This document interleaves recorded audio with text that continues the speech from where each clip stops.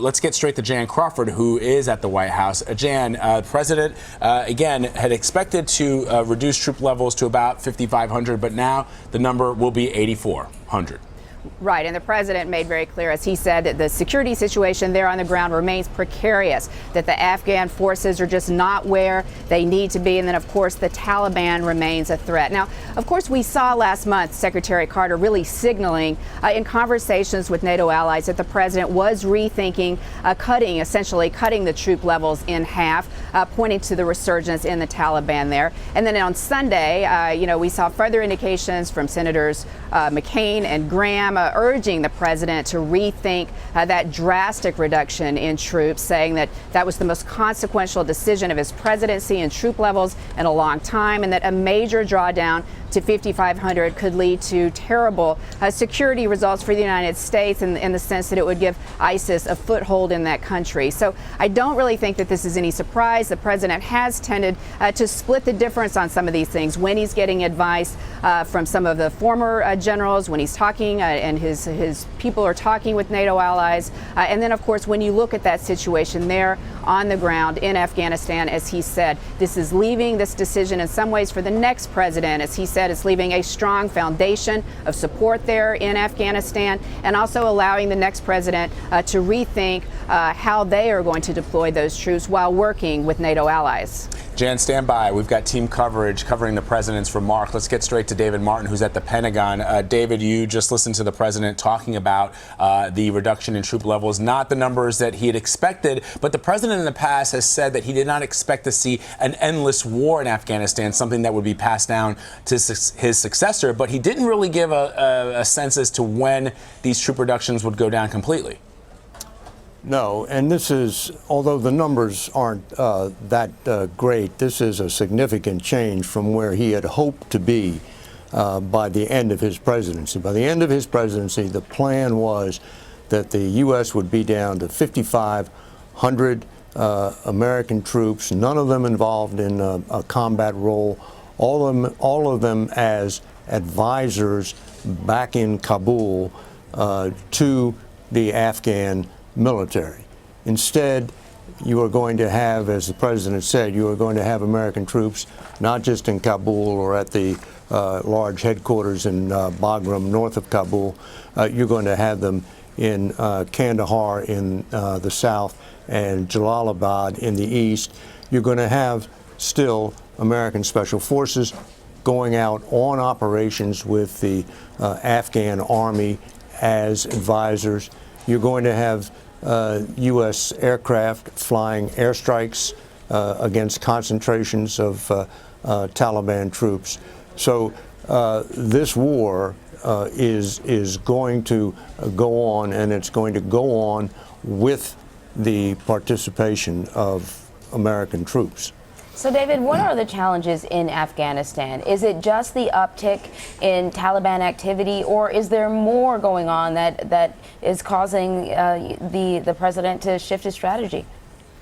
Well, it's not just the Taliban. It's the Haqqani network, which is in league with the Taliban, but also pursuing its own agenda. They're the remnants of Al-Qaeda. And then there's the appearance of ISIS in Afghanistan. And in fact, one of the earlier decisions the president made about Afghanistan was to give U.S.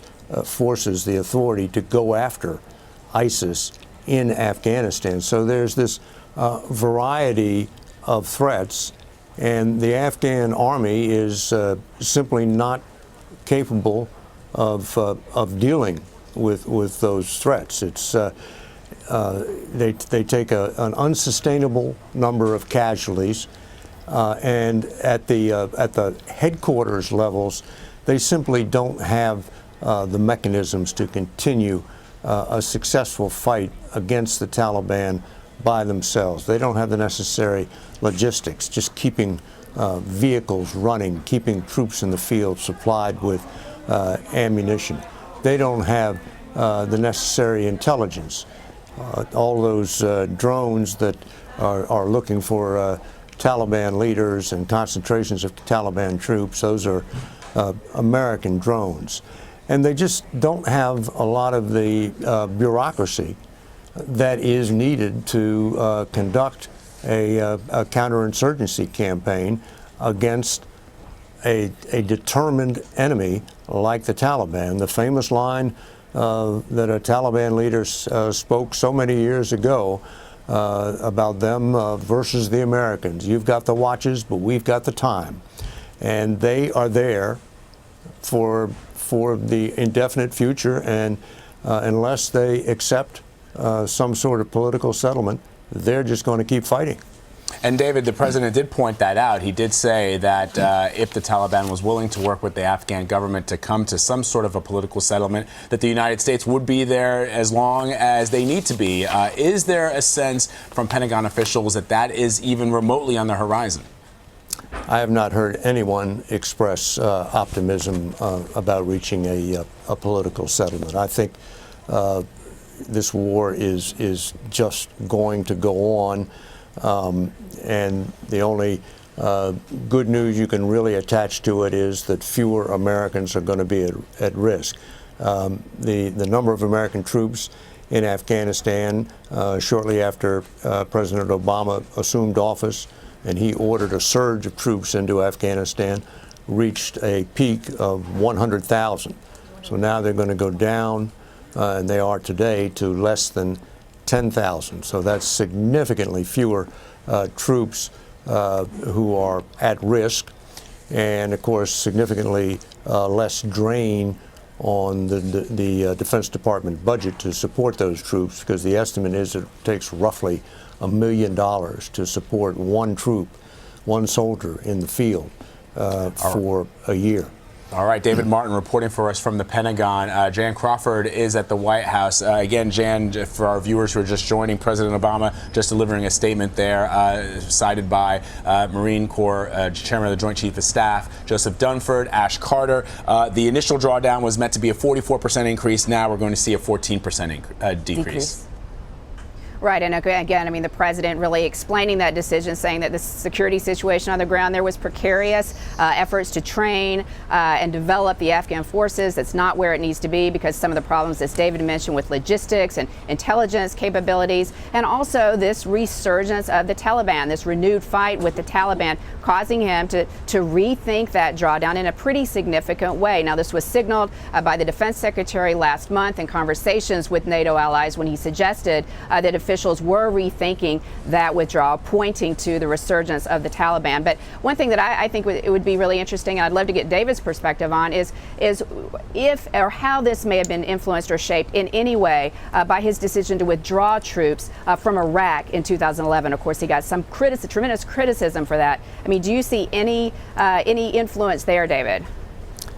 Well, I've not had anyone say there's influence, but it had to have been on everybody's mind. The recommendation for Iraq at the end of 2011, the recommendation from his military commanders was to leave 11,000 U.S. troops in Iraq. You can argue about whose fault it was that those 11,000 didn't stay there. The fact is that the Iraqi parliament refused to grant the necessary authority to keep those troops there. Some people say, well, the president didn't try hard enough to get the Iraqis to allow those 11,000 to stay. You can argue that either way, but the fact is when American troops left, it did not take long for this disaster called ISIS to come into Iraq, and now these cities that were taken with the blood of American Marines, American soldiers, cities like Ramadi, Fallujah, have had to be retaken all over again. And that prospect for any president happening again in Afghanistan would obviously be a disturbing one. And the other point here, of course, is that Afghanistan is the birthplace of Al-Qaeda, the home of Al-Qaeda. And if there were to be an attack on American soil mounted by Al-Qaeda as a result of the American withdrawal and then less pressure, allowing al-Qaeda to resume its planning to attack the United States, that would be a disaster for any American president. David Martin reporting from the Pentagon, Jan Crawford at the White House. We thank you both.